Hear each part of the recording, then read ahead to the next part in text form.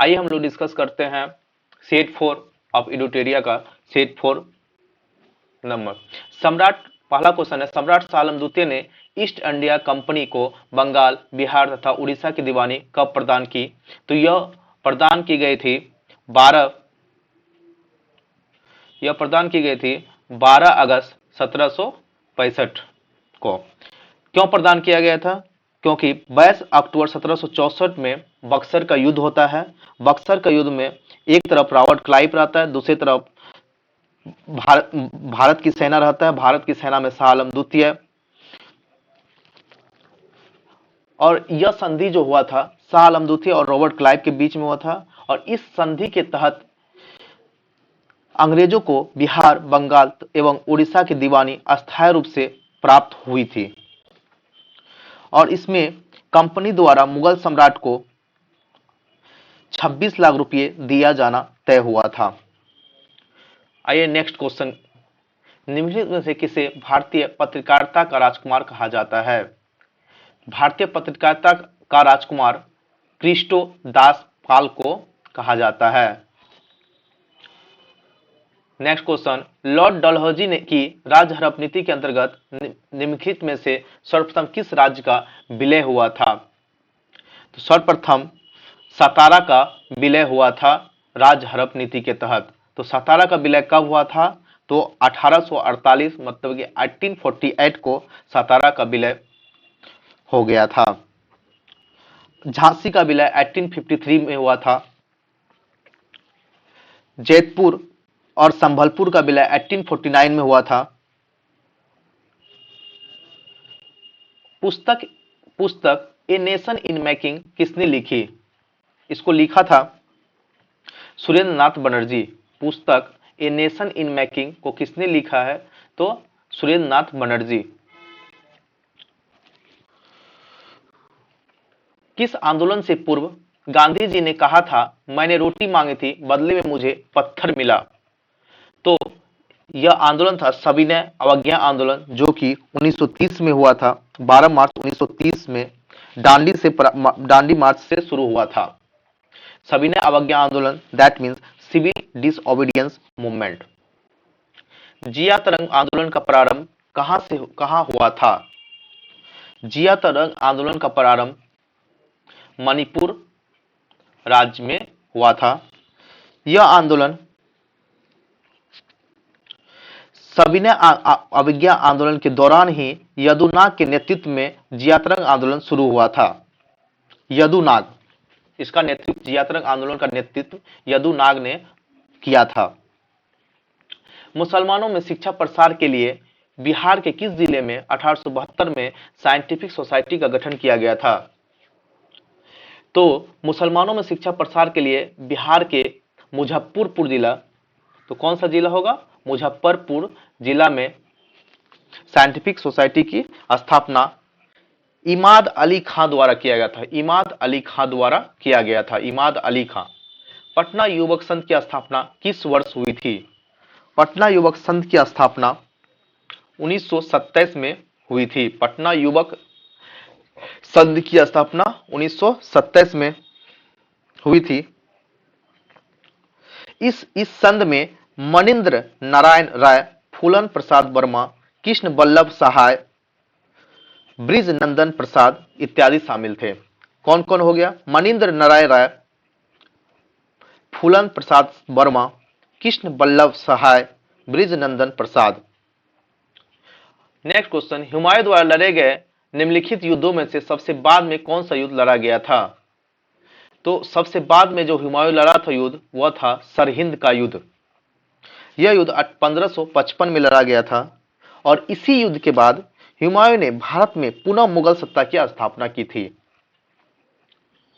अब हुमायूं द्वारा एक दो और युद्ध देख लेते हैं। हुमायूं द्वारा देवरा का युद्ध, देवरा का युद्ध 1531 में। इस युद्ध में हुमायूं ने अफगानों को हराया था। देवरा के युद्ध में हुमायूं ने अफगानों को हराया था। उसके बाद आते हैं चौसा का युद्ध 1539 में। शेरशाह ने हुमायूं को हराया था। इसमें शेरशाह ने हुमायूं को हराया था। बिलग्राम, एक कन्नौज का युद्ध 1540 में हुआ था। इसमें शेरशाह द्वारा हुमायूं अंतिम रूप से पराजित हो गया था। शेरशाह द्वारा हुमायूं अंतिम रूप से पराजित हो गया था। अब आइए क्वेश्चन नंबर 10 पे। आदि ग्रंथ अथवा गुरु ग्रंथ साहिब का संकलन निम्नांकित में से किसने किया था? सिख धर्म के पांचवें गुरु गुरु अर्जुन देव ने आदि ग्रंथ एवं गुरु ग्रंथ साहिब का संकलन किया था।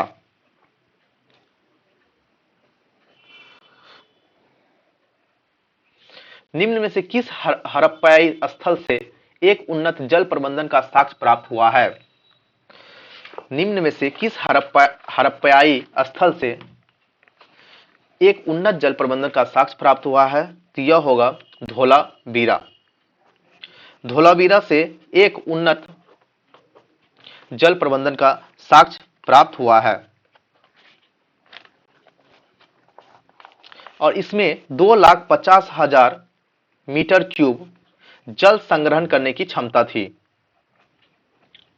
12 निम्नलिखित में किसने समुद्रगुप्त को भारत का नेपोलियन कहा है?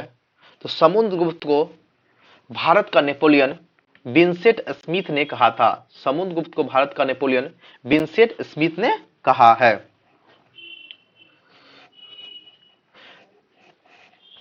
और विंसेंट स्मिथ की रचना था early history of India. Early history of India में समुद्रगुप्त की वीरता और विजयों का उन्होंने विजयों पर मुग्ध होकर उसने भारत का नेपोलियन की संज्ञा दी थी। और हरिसेन जो था समुद्रगुप्त का दरबारी कवि था। हरिसेन समुद्रगुप्त का दरबारी कवि था।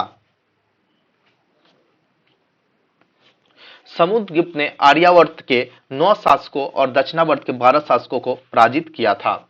आते हैं 13। निम्नलिखित कथनों में से कौन सा कथन असत्य है? निम्नलिखित कथनों में से कौन सा कथन असत्य है?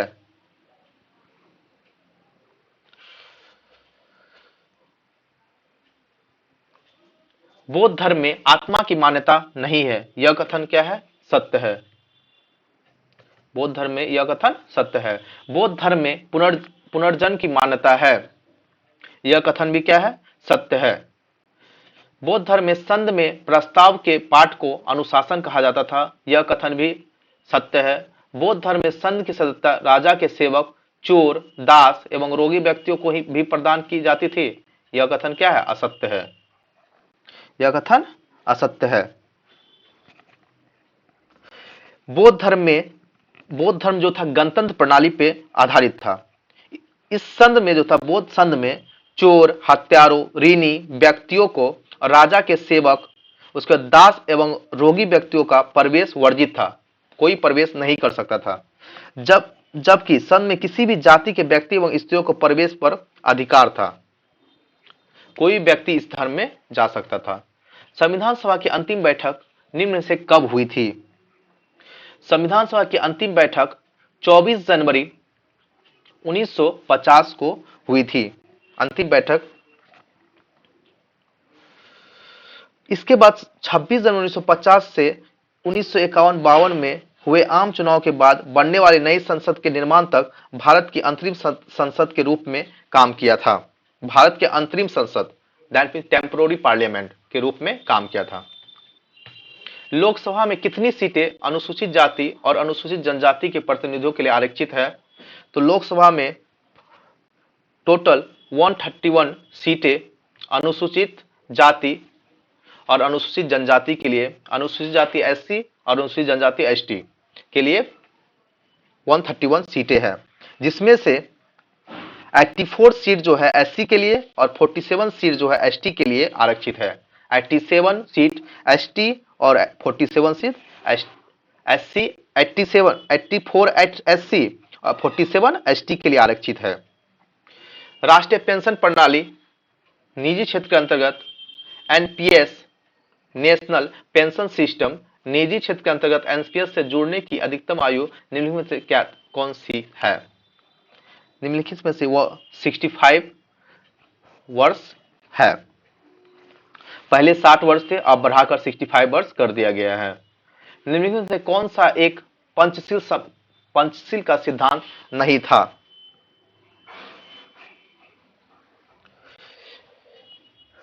शांतिपूर्ण सह-अस्तित्व, यह पंचशील का सिद्धांत है। क्षेत्रीय असंगठन अखंडता के लिए पारस्परिक सम्मान, नाभिकीय निवारण, परमाणु प्रतिरोध और आंतरिक मामलों में हस्तक्षेप।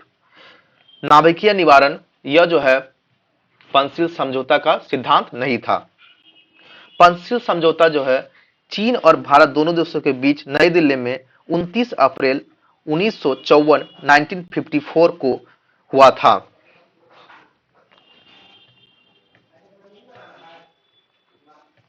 संविधान सभा के उपाध्यक्ष थे। संविधान सभा के उपाध्यक्ष कौन थे?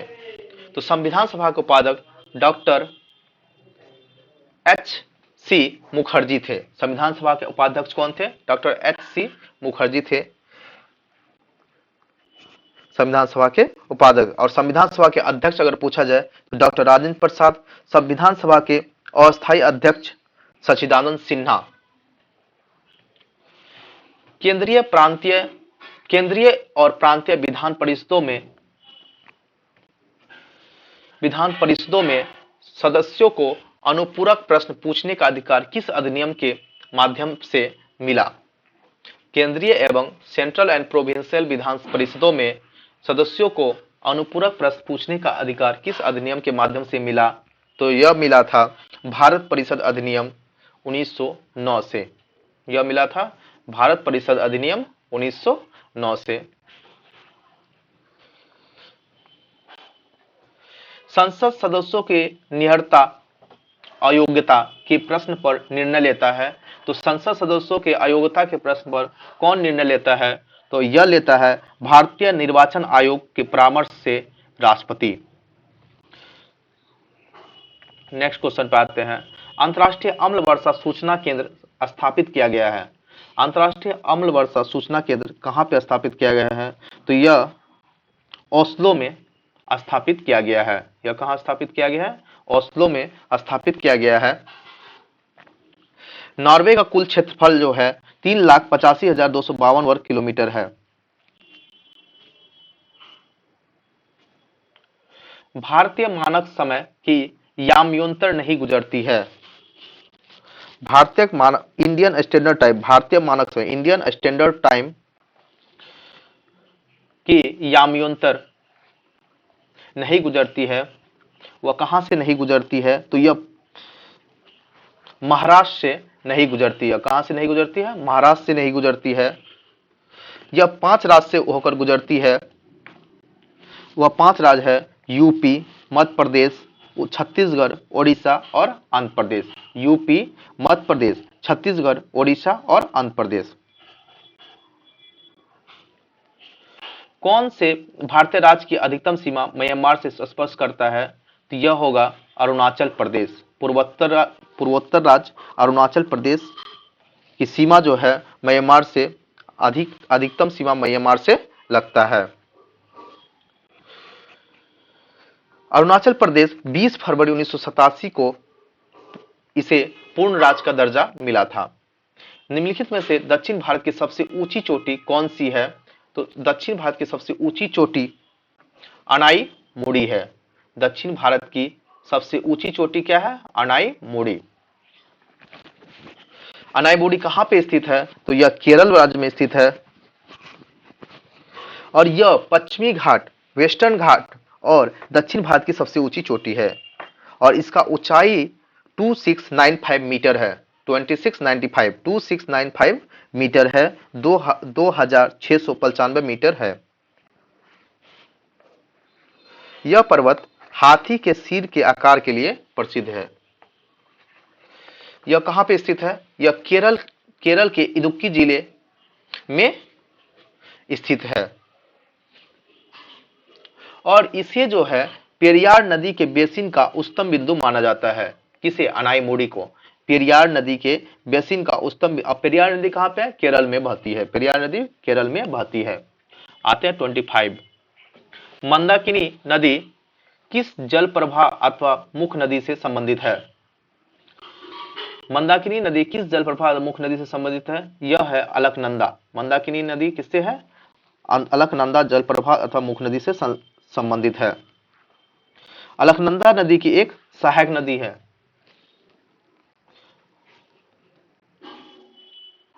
मंदाकिनी अलकनंदा नदी की एक सहायक नदी है। इसका उद्गम स्रोत जो है केदारनाथ के निकट से है। इसका उद्गम स्रोत कहां से है? केदारनाथ से है। यह जो है भगीरथी नदी से मिलकर, मंदाकिनी भगीरथी नदी से मिलकर गंगा नदी बनाती है। और अलकनंदा और मंदाकिनी नदी का संगम स्थल को रुद्रप्रयाग है। अलकनंदा और मंदाकिनी की संगम स्थल रुद्रप्रयाग है। और रुद्रप्रयाग कहां पे? उत्तराखंड में स्थित है। निम्नलिखित में कौन सा जलप्रपात नर्मदा नदी पर नहीं है? तो भालकुंड जलप्रपात जो है नर्मदा नदी पर नहीं है। और भालकुंड जलप्रपात बीना नदी पर है। यह किस नदी पे है? बीना नदी पर है।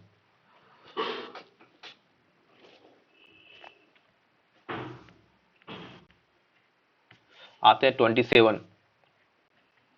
कौन सा राज्य समूह भाखड़ा नागल परियोजना से जल प्राप्त करता है? कौन सा राज्य समूह भाखड़ा नागल परियोजना से जल प्राप्त करता है? हरियाणा, पंजाब और राजस्थान। हरियाणा, पंजाब और राजस्थान यह जो है भाखड़ा नागल परिषद से परियोजना से जल प्राप्त करता है। यह भाखड़ा नागल परियोजना किस नदी पे है? तो यह सतलज नदी पे है। भारत में आर्थिक उदारीकरण, इकोनॉमिक लिबरलाइजेशन शुरू हुआ तो पहला औद्योगिक लाइसेंस नीति में वास्तविक बदलाव के साथ, औद्योगिक लाइसेंस नीति में वास्तविक बदलाव के साथ यह शुरू हुआ था। कब हुआ था?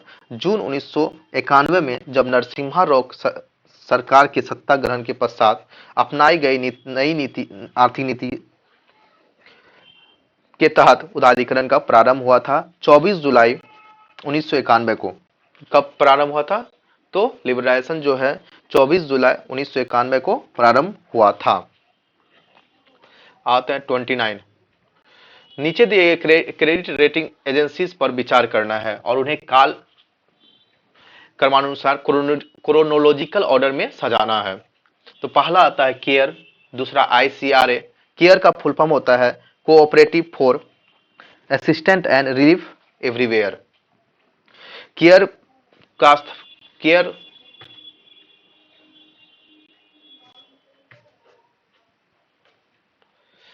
सबसे पहले केयर का 1993 केयर का स्थापना 1993 में हुआ था। 1993 में केयर का स्थापना कब हुआ था? 1993 में।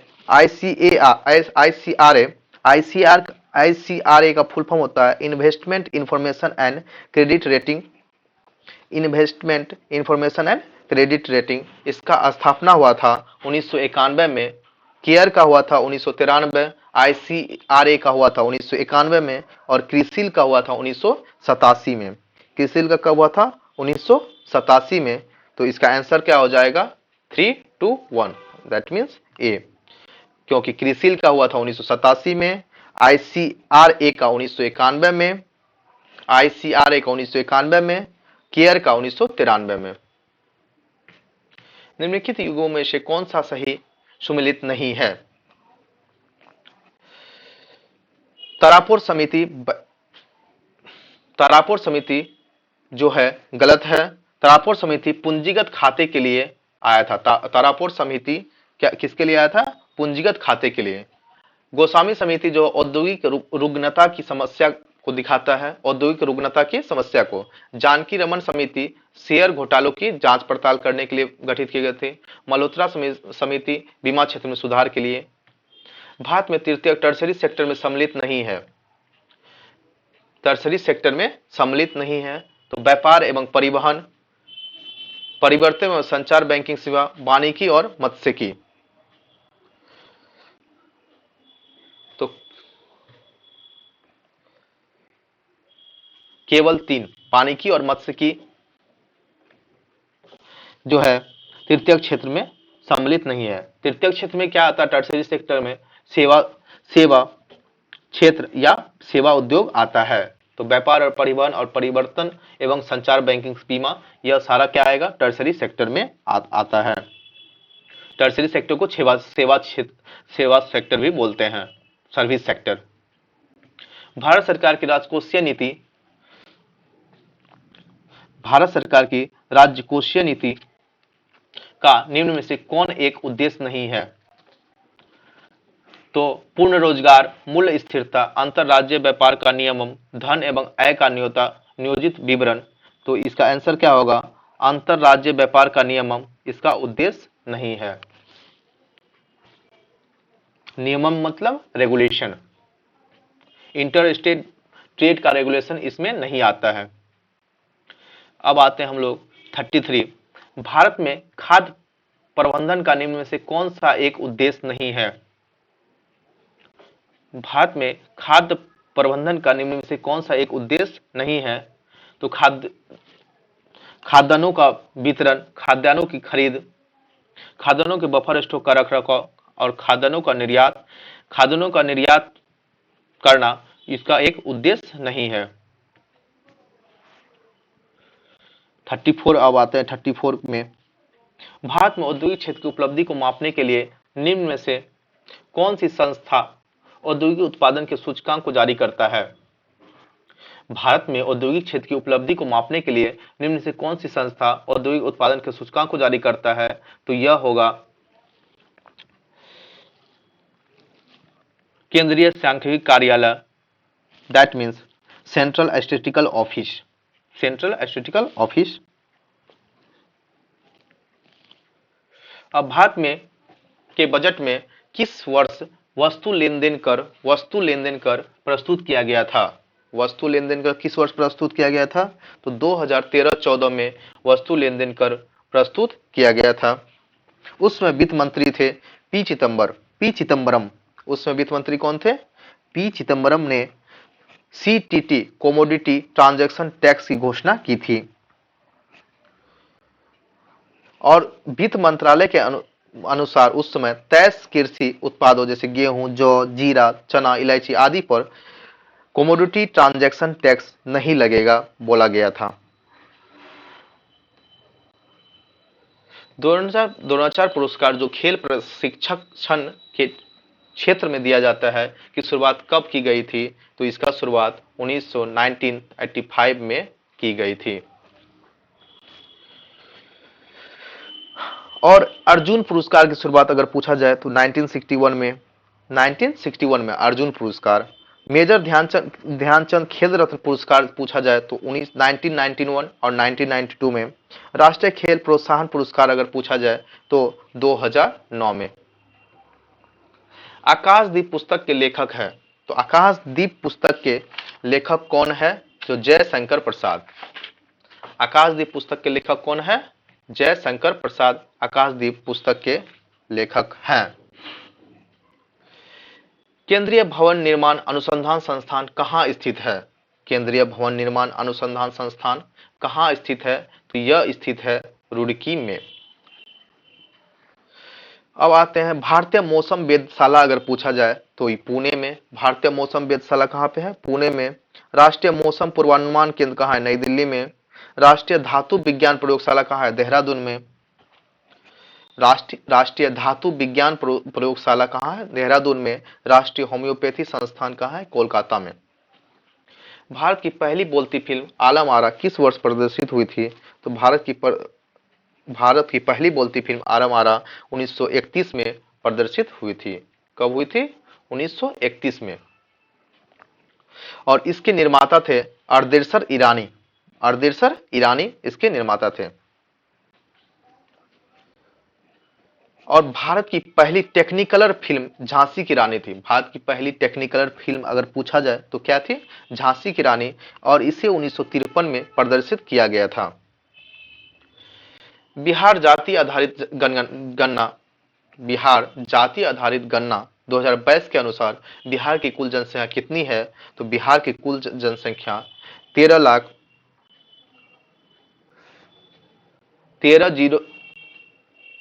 इसका आंसर बी होगा 13,07,25,310 10। 2 अक्टूबर 2023 को जाति आधारित जनगणना 2022 रिपोर्ट की प्रकाशित किया गया था। 2 अक्टूबर 2023 को यह रिपोर्ट प्रकाशित किया गया था।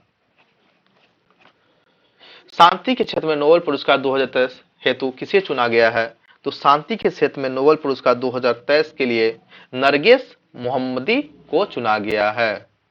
शांति के क्षेत्र में नरगिस मोहम्मदी को, यह जो था नरगिस मोहम्मदी ईरानी मानवाधिकार कार्यकर्ता है, ईरानी मानवाधिकार कार्यकर्ता है और इसे शांति के क्षेत्र में नोबेल पुरस्कार 2023 के लिए चुना गया है।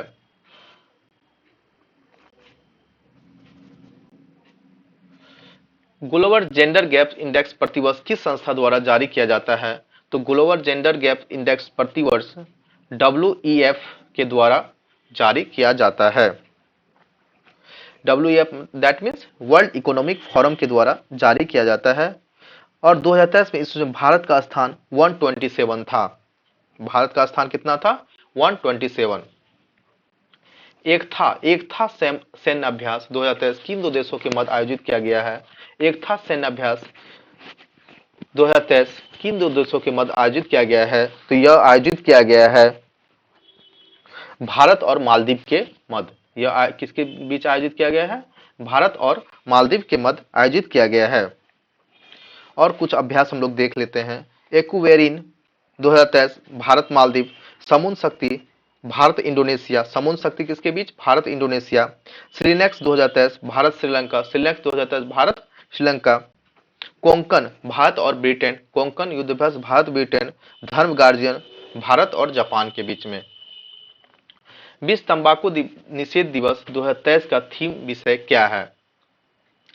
तो विश्व तंबाकू निषेध दिवस का थीम विषय है grow food not tobacco, grow food not tobacco. विश्व तंबाकू निषेध दिवस 31 मई को मनाया जाता है, 31 मई को मनाया जाता है विश्व तंबाकू निषेध दिवस। अर्जुन पुरस्कार 2023 से सम्मानित साक्षी कुमारी का संबंध किस खेल से है? तो साक्षी कुमारी का संबंध कबड्डी से है। साक्षी अर्जुन पुरस्कार 2023 से सम्मानित साक्षी कुमारी का संबंध किस खेल से है? तो साक्षी कुमारी का संबंध कबड्डी से है। अंशु का संबंध कुश्ती से है। प्रवीण का संबंध ऊसू से है। सुशीला देवी का जूडो से, सुशीला देवी का संबंध किससे है? जूडो से। लक्ष्य सेन का संबंध बैडमिंटन से। श्रीजा अकुल्ला टेबल टेनिस, श्रीजा अकुल्ला अगर पूछा जाए तो टेबल टेनिस से है। 19वां G20 सम्मेलन का आयोजन कहाँ किया जाएगा? 19वां G20 सम्मेलन का आयोजन कहाँ किया जाएगा? तो यह ब्राजील में किया जाएगा। और 18वां G20 शिखर सम्मेलन 2023 का आयोजन भारत में किया गया था। 18वां G20 शिखर सम्मेलन 2023 का आयोजन भारत में किया गया था। 19वां G20 सम्मेलन का आयोजन ब्राजील में किया जाएगा।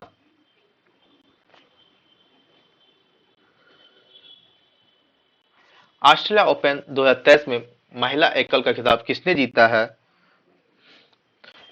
ऑस्ट्रेलिया ओपन 2023 महिला एकल का खिताब किसने जीता है? तो यह जीता है आर्यना सवालेंका। किसने जीता है? आर्यना सवालेंका। पुरुष एकल का अगर पूछा जाए, पुरुष एकल विजेता कौन है? तो नोवाक जोकोविच है। और पुरुष एकल उप विजेता अगर पूछा जाए तो स्टेफानोस सितसिपास। महिला एकल विजेता अगर पूछा जाए तो आर्यना सवालेंका। और महिला एकल उप विजेता अगर पूछा जाए तो रैबकीना। मुख्यमंत्री शिक्षा पुरस्कार योजना की शुरुआत किस राज्य द्वारा? मुख्यमंत्री शिक्षा पुरस्कार योजना की शुरुआत किस राज्य द्वारा किया गया है? तो यह किया गया है ओडिशा राज्य द्वारा। मुख्यमंत्री शिक्षा पुरस्कार योजना की शुरुआत किस राज्य द्वारा किया गया? तो वह ओडिशा राज्य द्वारा किया गया है। मुख्यमंत्री शिक्षा पुरस्कार योजना क्या है? तो छात्रों और शिक्षकों को शिक्षा के क्षेत्र में बेहतर कार्य करने हेतु मुख्यमंत्री शिक्षा पुरस्कार योजना की शुरुआत किया गया है। न्यू डेवलपमेंट बैंक का नया सदस्य देश कौन बना है? न्यू डेवलपमेंट बैंक का नया सदस्य देश कौन बना है? तो यह देश मिस्र बना है। न्यू डेवलपमेंट का नया सदस्य देश कौन बना है? मिस्र बना है।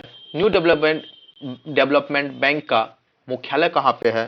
तो यह संघाई में है। NVS-01 उपग्रह को किस प्रक्षेपण यान द्वारा प्रक्षेपित किया गया है? तो NVS-01 उपग्रह को GSLV F-12 के द्वारा प्रक्षेपित किया गया है। GSLV F-12 के द्वारा प्रक्षेपित किया गया है। बोरेक्स निम्न में से किस धातु का अयस्क है? बोरेक्स निम्न में से किस धातु का अयस्क है? तो बोरेक्स जो है सोडियम का अयस्क है। बोरेक्स का केमिकल फार्मूला होता है Na2B4O7 Na2B4O7.10H2O। चिली साल्टपीटर भी सोडियम का ही अयस्क है। तो बोरेक्स और चिली साल्टपीटर क्या है? सोडियम का अयस्क है। न्यूट्रॉन, प्रोटॉन और इलेक्ट्रॉन और अल्फा कण समान गतिज ऊर्जा के साथ चल रहे हैं, तो कणों को उनके वेगों के बढ़ते क्रम में विकल्प पर चयन करें। न्यूट्रॉन, प्रोटॉन और इलेक्ट्रॉन और अल्फा कण समान गतिज ऊर्जा, दैट मीन्स न्यूट्रॉन, प्रोटॉन और इलेक्ट्रॉन अल्फा कण का अगर काइनेटिक एनर्जी सेम है तो उसका वेलोसिटी के कैसे मतलब वेलोसिटी क्या होगा? तो इसका वेलोसिटी होगा अल्फा कण, न्यूट्रॉन, प्रोटॉन और इलेक्ट्रॉन। यह कैसे होता है? तो काइनेटिक एनर्जी इक्वल टू हम लोग हाफ mv² लिखते हैं, और यहाँ पे अगर हम लोग v² निकाले तो क्या आएगा? 2 into kinetic energy by mass, और v अगर काइनेटिक एनर्जी और 2 को अगर कांस्टेंट मान ले तो वेलोसिटी इक्वल टू आएगा 1/√m। इसका मतलब जिसका मास ज्यादा होगा उसका वेलोसिटी कम होगा।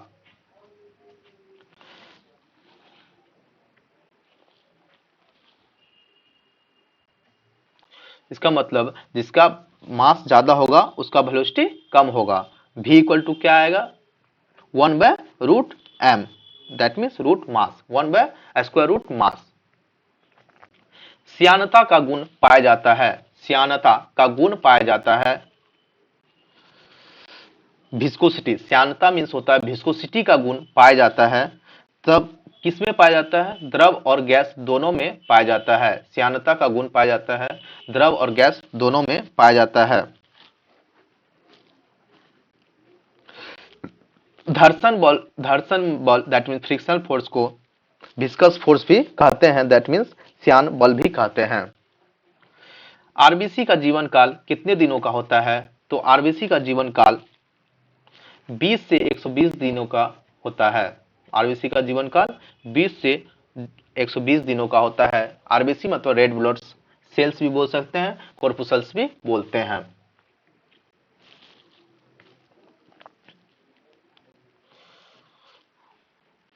और इसका आरबीसी का निर्माण कहां पे होता है? तो बोन मेरो में होता है, जिसको कि हम लोग हिंदी में अस्थि मज्जा बोलते हैं।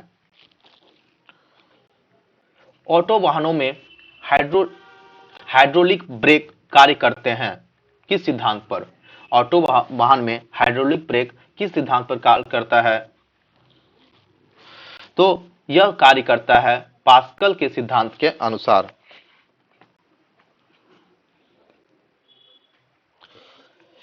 निम्नलिखित में से एक अदिश राशि है।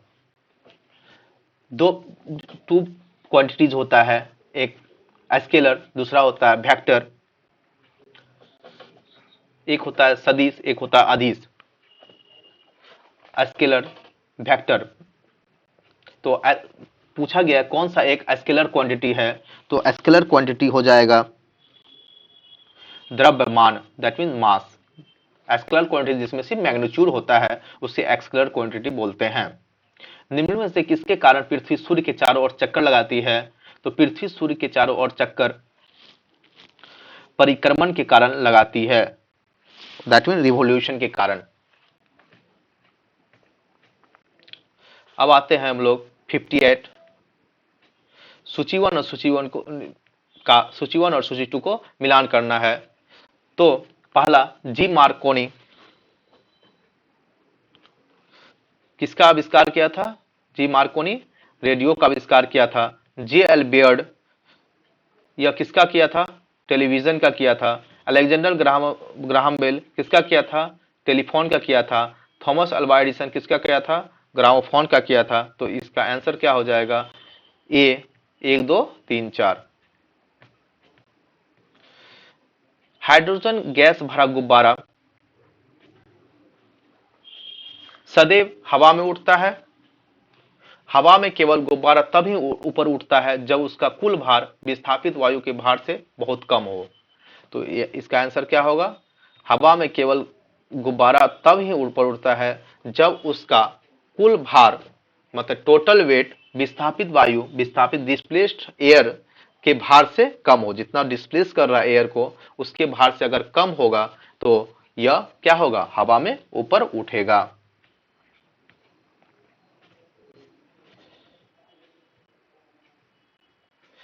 अवतल दर्पण कनकेव मिरर में प्रतिबिंब किस स्थिति में आभासी एवं सीधा बनेगा? आभासी मतलब वर्चुअल और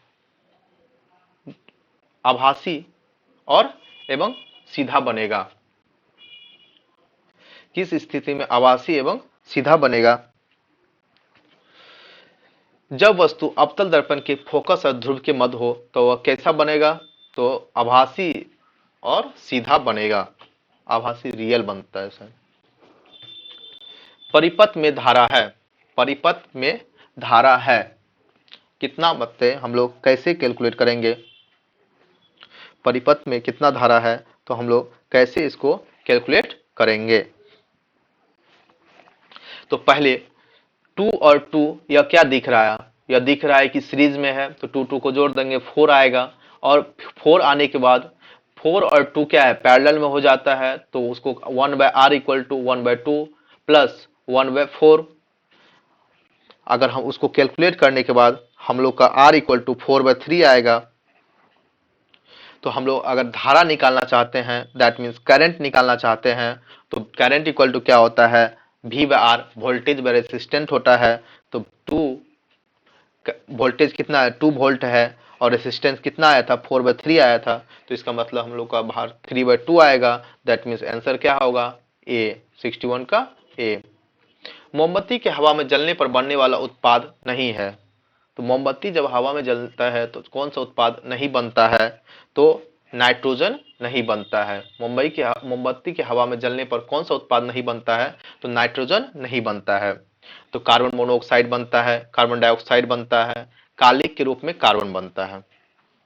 दांतों के इनेबल में कैल्शियम फॉस्फेट मौजूद होता है जिसकी प्रकृति क्या है? तो जिसकी प्रकृति है बेसिक दैट मीन्स क्षारीय। जिसकी प्रकृति क्या है? बेसिक है। देखिए क्षारीय होता है। निम्नलिखित कथनों में से कौन सही है? सभी धातु तन्य है, सभी अधातु तन्य होती है, सामान्यतः धातुएं तन्य होती है, कुछ अधातु तन्य है। तो 64 का सी हो जाता है। सामान्यतः धातुएं तन्य होती है। सामान्यतः नॉर्मली जितने भी धातु होते हैं वह डक्टाइल होते हैं। कोशिका का निम्नलिखित में से कौन सा भाग निर्जीव है? तो कोशिका का कौन सा भाग निर्जीव होता है? तो यह होता है वैक्यूल। यह कौन सा भाग होता है? तो यह होता है वैक्यूल। अब नेक्स्ट क्वेश्चन में आते हैं। निम्न में से किसे कोशिका के कोशिका द्रव साइटोप्लाज्म का भाग नहीं माना जाता है? माना जाएगा? तो यह होता है नाभिक। न्यूक्लियस को कोशिका द्रव साइटोप्लाज्म का भाग नहीं माना जाता है। अब आते हैं 67। आर्टरी और वेन के रक्त में रक्त का पीएच होता है। आर्टरी और वेन में रक्त का पीएच कितना होता है? तो आर्टरी पहला समान, दूसरा धमनी में अधिक और वेन में कम। वेन में अधिक, धमनी में कम, मिश्रित नहीं है। तो इसका आंसर होगा सी, वेन में अधिक और धमनी में कम, आर्टरी में कम। वेन में अधिक और आर्टरी में कम। निम्नलिखित में कौन सी वास्तविक रूप से मछली है? मतलब कौन सा रियल मछली है? तो स्टार फिश किसमें आता है? तो स्टार फिश इकाइनोडर्म में आता है। तो यह नहीं होगा। जेलीफिश यह किस में आता है? सिलेंट्रेटा में आता है। जेलीफिश सिलेंट्रेटा में आता है और इसे ऑरुलिया भी बोलते हैं, ऑरिलिया भी बोलते हैं, तो यह भी नहीं आएगा। डॉग फिश यह कार्टिलेजिनस होता है जिसको स्कोलोइडन बोलते हैं। और सी हॉर्स हिप्पोकैम्पस, ये जो बोनी फिश है यह सी हॉर्स, इसका आंसर क्या हो जाएगा? वास्तविक रूप से मछली है तो सी हॉर्स हो जाएगा। जंपिंग जीन के सिद्धांत का प्रतिपादन, जंपिंग जीन के सिद्धांत के प्रतिपादक कौन किया था? किसने किया था? तो इसका आंसर हो जाएगा बारबरा मैक्लीटाक। बारबरा मैक्लीटाक। जंपिंग जीन के सिद्धांत का प्रतिपादन किसने किया था? तो बारबरा मैक्लीटाक। मानव शरीर में पाए जाने वाले तत्व का सही क्रम है। मानव शरीर में पाए जाने वाले तत्व का सही क्रम क्या है? तो ऑक्सीजन मानव शरीर में 65% पाया जाता है। ऑक्सीजन मानव शरीर में 65% पाया जाता है। कार्बन पाया जाता है 18%, 18%। हाइड्रोजन 10% पाया जाता है। नाइट्रोजन 3% पाया जाता है और कैल्शियम 1.4% पाया जाता है। निम्नलिखित में कौन सा युग्म पादप हार्मोन के संदर्भ में सही सुमेलित, पादप हार्मोन तो प्लांट हार्मोन के बारे में सही सुमेलित है? ऑक्सीजन का काम सही सुमेलित नहीं है। तो ऑक्सीजन का काम क्या है? फल पकाने का वाला। तो ऑक्सीजन का काम फल पकाने का नहीं है, यह गलत है। नेक्स्ट क्वेश्चन में आते हैं। रासायनिक परिवर्तन केमिकल चेन में शामिल है। तो रासायनिक परिवर्तन केमिकल चेंज में शामिल है एब्जॉर्प्शन, ऊर्जा या ऊर्जा की मुक्ति। जंग एक मिश्रण है। Rust is a mixture of, rust किसका किसका मिक्सचर होता है? तो यह होता है Fe2O3, यह होता है Fe2O3 और FeOH होल 3, Fe2O3 और FeOH होल 3। स्मोग किसका उदाहरण है? स्मोग किसका उदाहरण है? यह उदाहरण है हवा में बिखरा हुआ धुआं और पानी का। स्मोग किसका उदाहरण है? हवा में बिखरा हुआ डिस्पर्स धुआं और पानी का। इनमें से कौन सा विद्युत का सर्वोत्तम चालक है? तो विद्युत का सर्वोत्तम चालक कौन सा है? समुद्री जल जो होता है उसमें साल्ट की मात्रा होता है, इसलिए विद्युत का चालक है। अब हम लोग मिलते हैं नेक्स्ट वीडियो में। Good night.